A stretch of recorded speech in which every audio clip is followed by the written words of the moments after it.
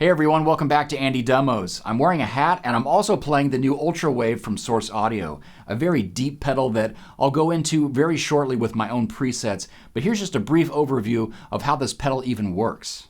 The Ultrawave is a multi-band processor that starts by breaking your signal up into specific frequency bands. By doing so, you can apply different levels of gain to each band, as well as choose from a long list of distortion types that produce complex sounds full of overtones, not to mention synthy sounds and octave up effects without any pitch detection or latency.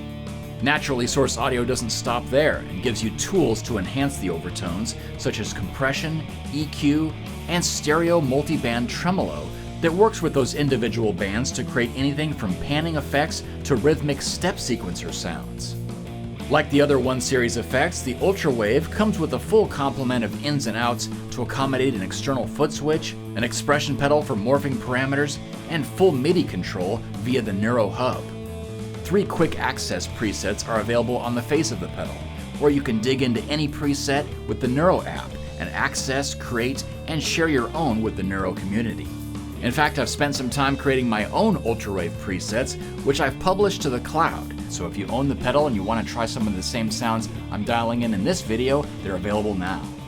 So let's just start with a basic sound, and this is the one you heard in the intro. It was actually 2 different overdrives happening, and I started with this panned drive factory preset, which I've just kind of altered slightly.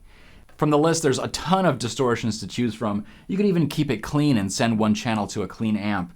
But here it's number 24, and that's, absolute octave.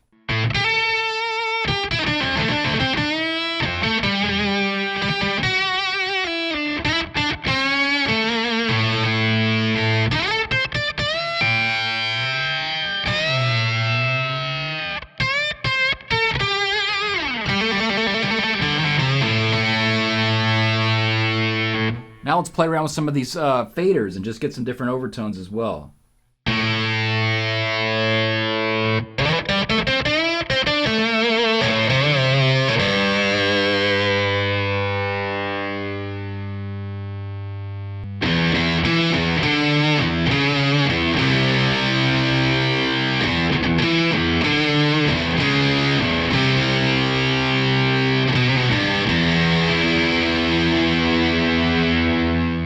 Let's try the other drive on channel 1 and see what we can come up with. The cool thing about gate is that, it just kind of cuts off the tail of the note and really gives some separation between the 2 channels.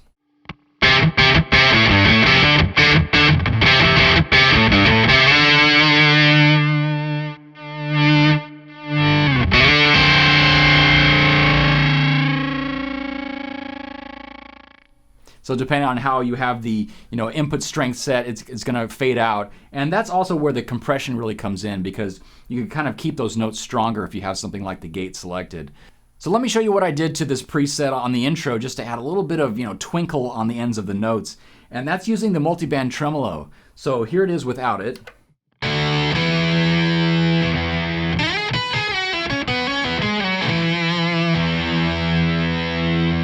And I'm going to turn on the multiband, and this is going to be pre-distortion.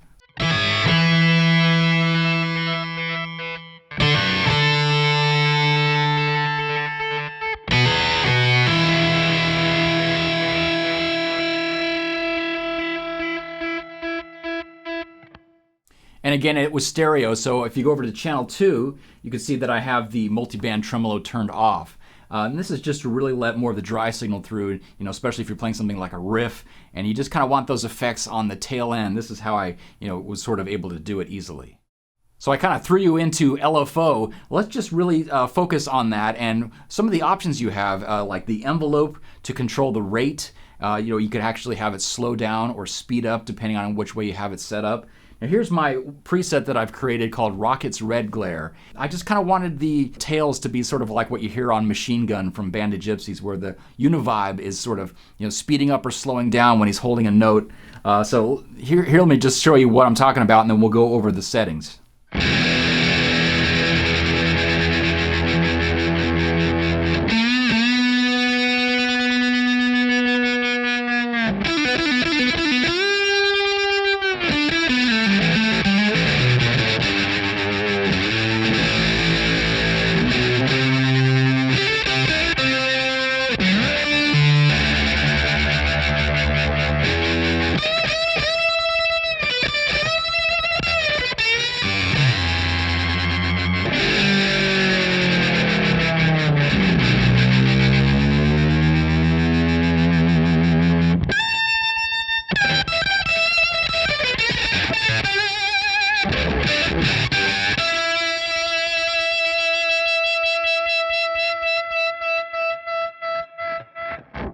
And this is an example where I'm only breaking up the guitar signal into 2 bands.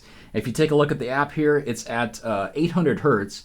And so I'm just kind of, modulating those 2 different frequency bands to kind of get a, sort of oblong univibe style. But there's some other ways you could kind of get closer to a phaser or even a vibe, and that's by morphing the EQ, which we'll get into in a minute. The cool thing is that you could actually create your own waveforms. You have right here waveform where it says attack release. You could just choose sine, or here I've just kind of, I'm going after that sort of shark fin profile to kind of give you a vibe feel.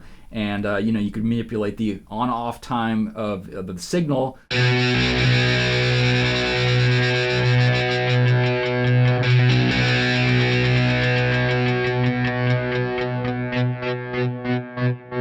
And you could hear some dry signal coming through, and that was intended, but if you really want to just have the full effect, you have all these mix controls available at your fingertips. And so the envelope here is this envelope rate knob, and you could have it speed up or slow down with a decay.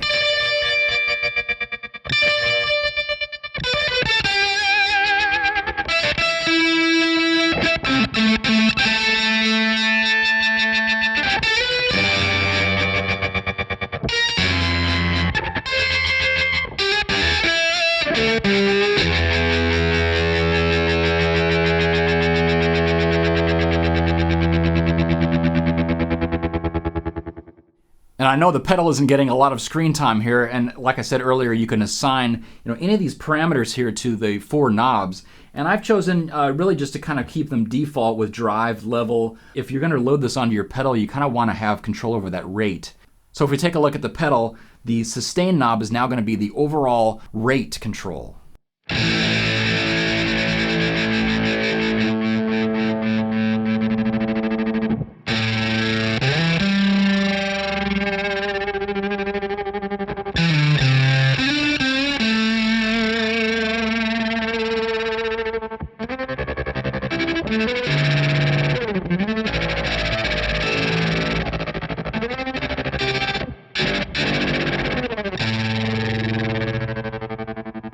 Moving on to another preset I created. This is one that sort of gives you sort of a step sequencer sound. So I've selected all 10 bands here, and you can tell I have sort of a mid hump.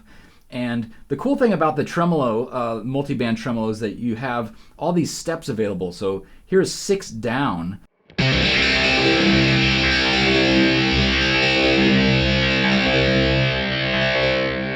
Here's 8 up.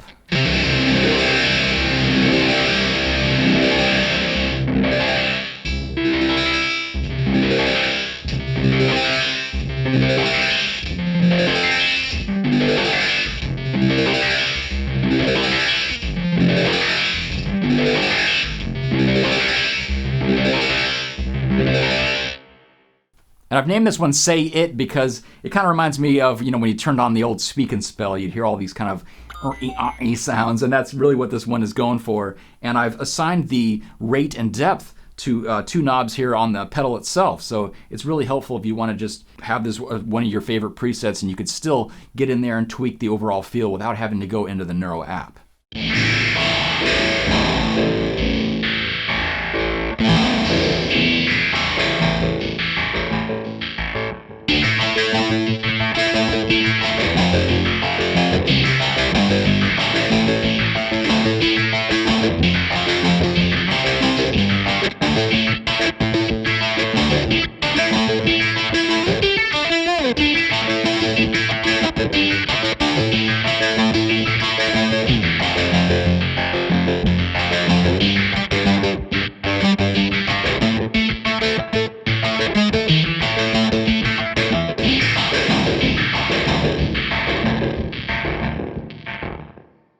So we've covered a little bit of the multi-band tremolo as well as all those overtones you can get by selecting different types of distortion. I want to focus a little bit on the Foldback distortion, and that's the one that really has a synth quality to it. It's also very aggressive, so I like to pair it with a dry signal, which you can easily do.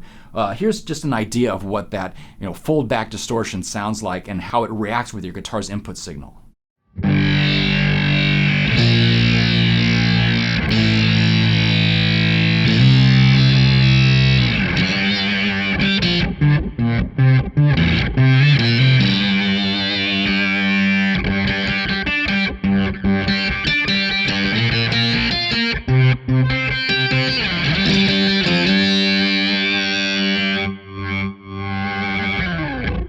And the one thing about Foldback here is that it's really, sort of interacting with the compressor, because if you turn the compressor off,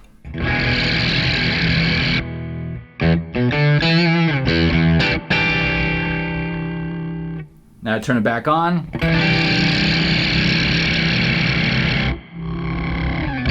and play with the attack time, that really gives you an idea.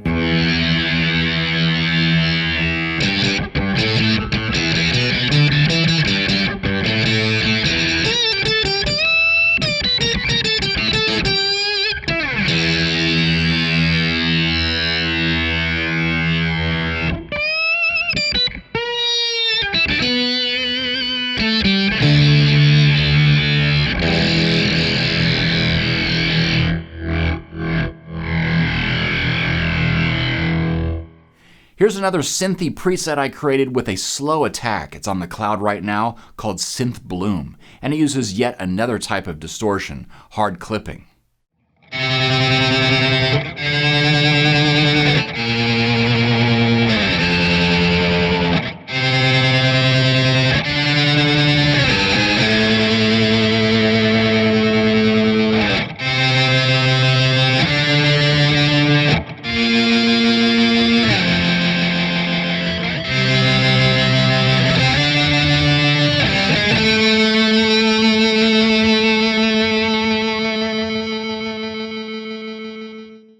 And with that tremolo section, you have ring mod, which is essentially just a very fast tremolo.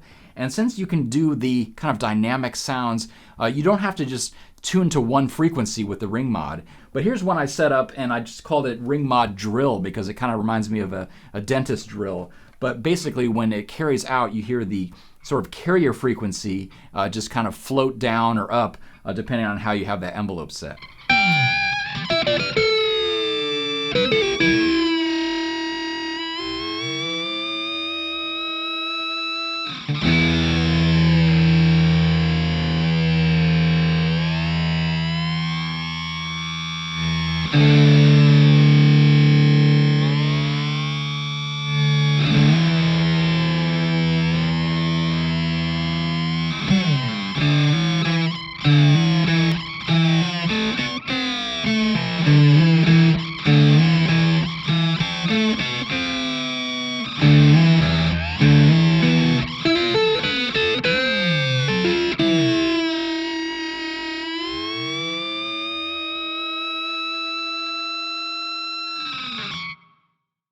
Here's what I want to share with you called Harmonic Spread. And the idea here was to just kind of get a big and clear distortion because we're mixing two different distortion types, and we also have different EQ settings on each channel. Now, channel 1, as you could tell, it's a diode type of distortion, and I'm kind of rolling off some high frequencies with the overtones. And on channel 2, I have a different type of diode distortion. And down at the bottom here, just to kind of fine-tune the whole sound, you have a graphic EQ. So I've just kind of bumped a little bit of the low end here just to kind of fatten things up.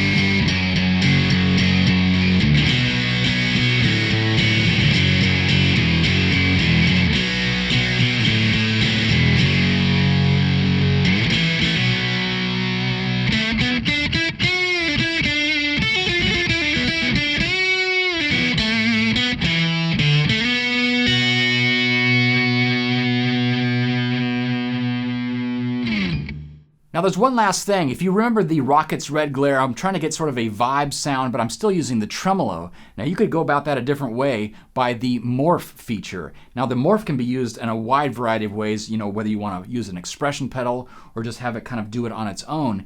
If you take a look down here at the graphic EQ, you see here I'm just morphing the graphic EQ like someone just kind of moving the sliders automatically, and we get a very cool sort of watery phase tone. And this is what I used on the intro with the bass.